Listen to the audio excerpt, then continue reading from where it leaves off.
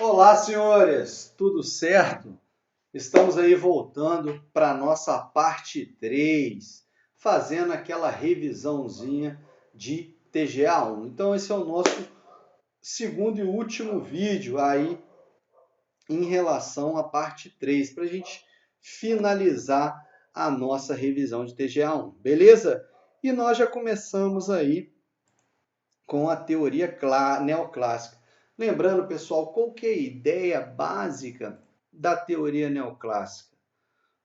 A teoria neoclássica, o próprio nome já diz, neo de novo, clássica é a abordagem clássica mais nova, atualizada. É só você observar nesse nosso slide aí.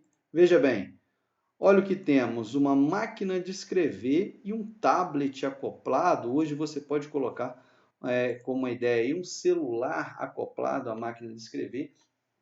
Essa figura aí, ela representa o novo unido ao antigo, só que com uma roupagem, uma abordagem mais nova. Então você tem aí a teoria clássica remasterizada aos novos conceitos. Aí, pessoal, só para a gente ter uma ideia, antes de entrar em centralização e descentralização, na teoria neoclássica você tem a atualização de conceitos e o resgate daqueles conceitos. Por quê? Conceitos antigos e que, então o lucro não é mais importante, não, o lucro é extremamente importante para a empresa. O trabalhador ele deve sim trabalhar a contento de forma a fazer com que a empresa produza, que a empresa tenha lucro. Então, o resgate de alguns conceitos que talvez tinham sido esquecidos aí por alguma abordagem mais humanizada, como a abordagem humanística, beleza?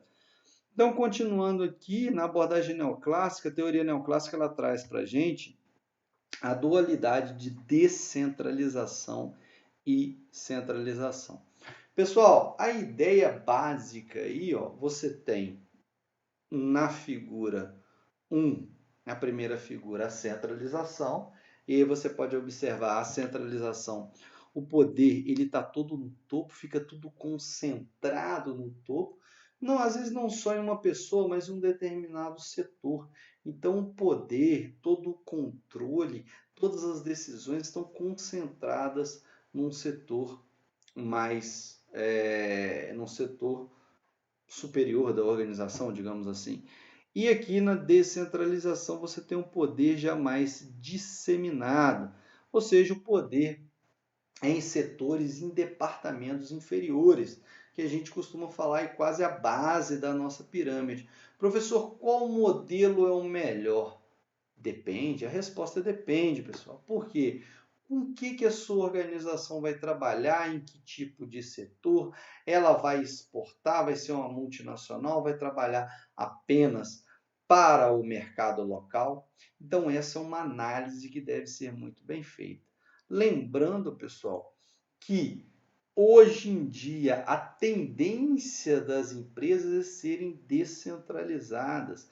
Por quê? Porque essas empresas elas vão se tornando maiores e que aí vão se criando setores, departamentos, que cada departamento, cada setor vai ser especialista em determinadas funções, em trabalhar com determinadas áreas dentro da administração. Então, a tendência moderna é se descentralizar. Porém, existem empresas centralizadas. São empresas menores, tendências, tá, pessoal? Isso não é regra. Que as empresas menores elas trabalham mais centralizadas com o intuito de quê? De controlar, de organizar melhor a sua tomada de decisão. Beleza?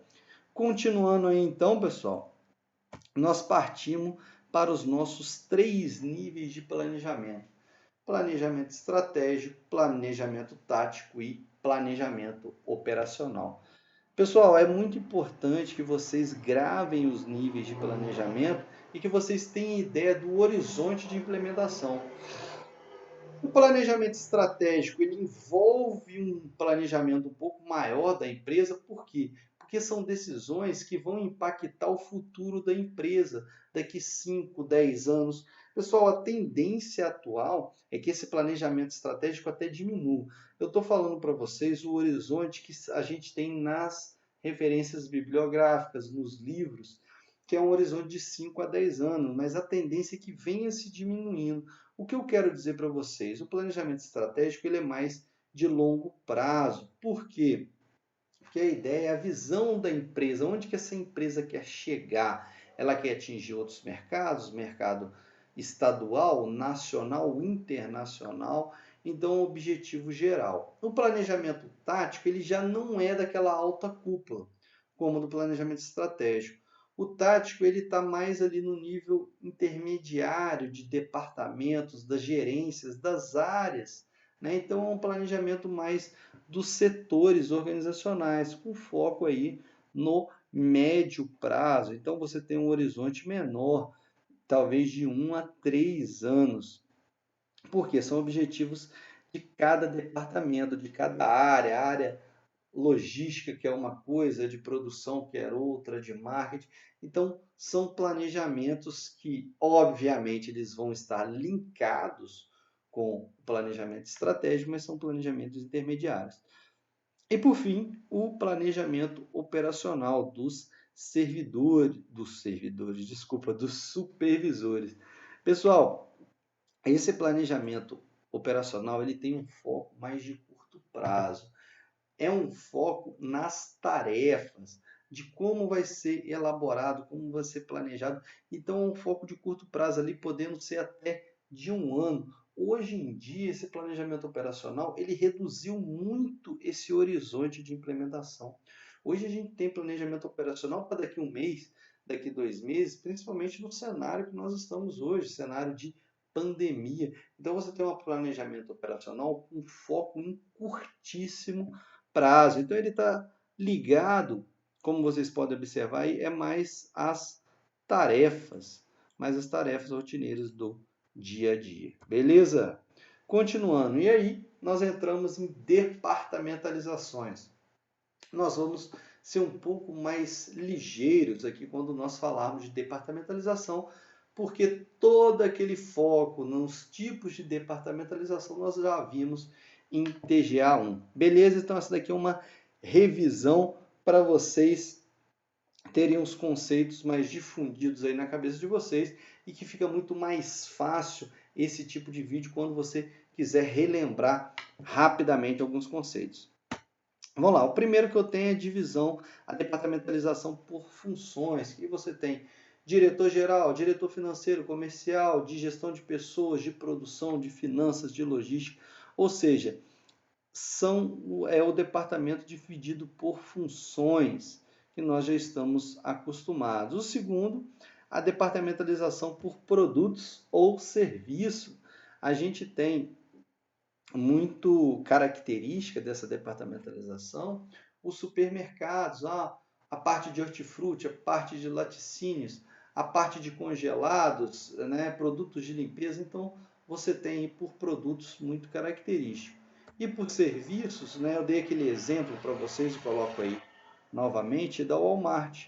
Ela, ao mesmo tempo que vende o produto para você, do pneu, ele tem uma prestação de serviço que é colocando o pneu, obviamente, tendo balanceamento e alinhamento do seu carro, do pneu do seu carro. E a gente pode lembrar aí também, né, as empresas de telefonia, que além de vender o serviço, vende o produto, é o chip, ou às vezes é o próprio telefone. Então você tem vários tipos de departamentalização que às vezes é por produto e serviço ao mesmo tempo, beleza?